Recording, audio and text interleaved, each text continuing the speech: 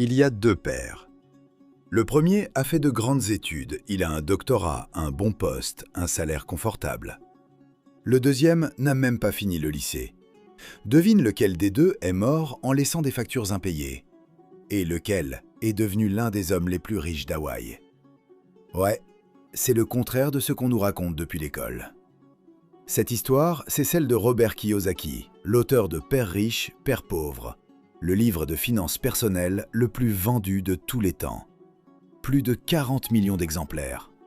Et aujourd'hui, je te résume les 9 leçons de ce livre qui vont littéralement changer ta façon de voir l'argent. Petit contexte rapide. Robert Kiyosaki a grandi à Hawaï avec deux modèles. Son vrai père, le père pauvre, prof brillant, diplômé, qui répétait « fais de bonnes études et trouve un emploi stable ». Et le père de son meilleur pote, Mike, le père riche, un entrepreneur sans diplôme qui a bâti un empire. Les deux hommes travaillaient dur, les deux gagnaient bien leur vie à un moment donné.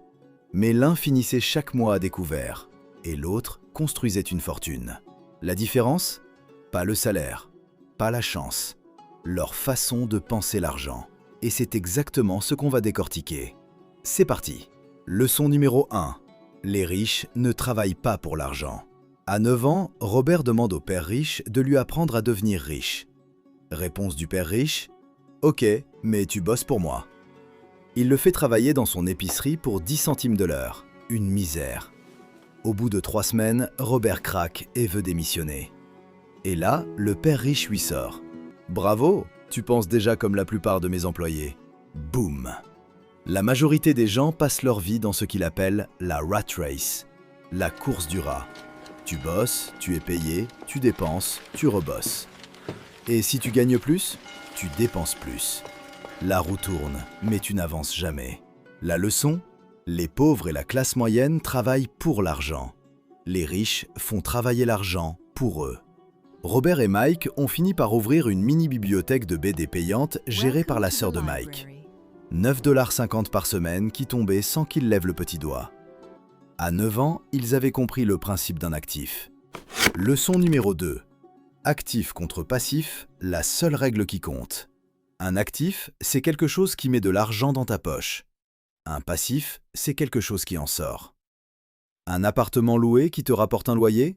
Actif. Des actions qui versent des dividendes ? Actif. Ta voiture achetée à crédit qui te coûte l'assurance, l'essence et l'entretien ? Passif. Ton abonnement à la salle où tu ne vas jamais ? Passif. Et en plus, c'est triste. La règle du jeu est d'une simplicité déconcertante. Les riches achètent des actifs. Les pauvres n'ont que des dépenses. Et la classe moyenne ? Elle achète des passifs, en croyant que ce sont des actifs. Ce qui nous amène directement à la leçon qui fâche. Leçon numéro 3. Ta maison n'est pas un actif. Je te vois venir, mais acheter sa résidence principale, c'est le meilleur investissement. Kiyosaki dit non. Ta résidence principale, chaque mois, elle te coûte de l'argent. Le crédit, la taxe foncière, l'entretien, les réparations. Elle ne met rien dans ta poche. Selon sa définition, c'est un passif. Et tant que le crédit court, le vrai propriétaire, c'est la banque. Attention, nuance importante.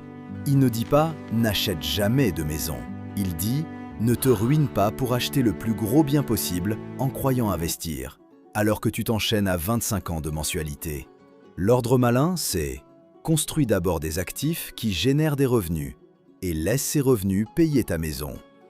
Les riches achètent le luxe en dernier, les autres l'achètent en premier, à crédit. Leçon numéro 4. Ce n'est pas combien tu gagnes qui compte, c'est combien tu gardes. Tu connais quelqu'un qui gagne 4 000 € par mois et qui finit à découvert le vin ? Voilà, le salaire ne fait pas la richesse.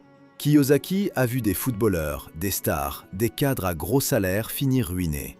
Pourquoi ? Parce qu'à chaque augmentation, leur train de vie augmentait d'autant. Plus gros salaire, plus grosse voiture, plus gros crédit. C'est ce qu'on appelle aujourd'hui l'inflation du train de vie. La richesse, ce n'est pas un flux qui entre, c'est ce qui reste et qui travaille pour toi.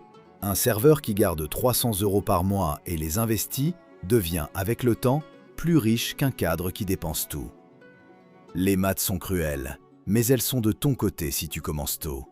Leçon numéro 5. occupe-toi de tes propres affaires. Non, ça ne veut pas dire mêle-toi de tes oignons. Ça veut dire ton emploi, c'est ta profession.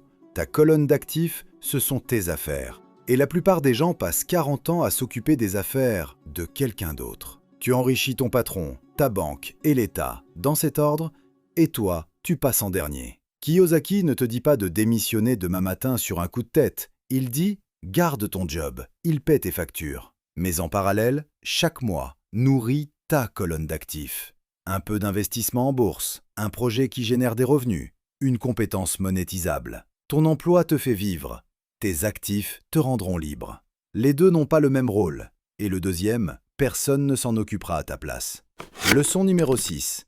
Paye-toi en premier. Le réflexe de tout le monde, le salaire tombe, on paie le loyer, les courses, les sorties, et on épargne ce qui reste. Spoiler, il ne reste jamais rien.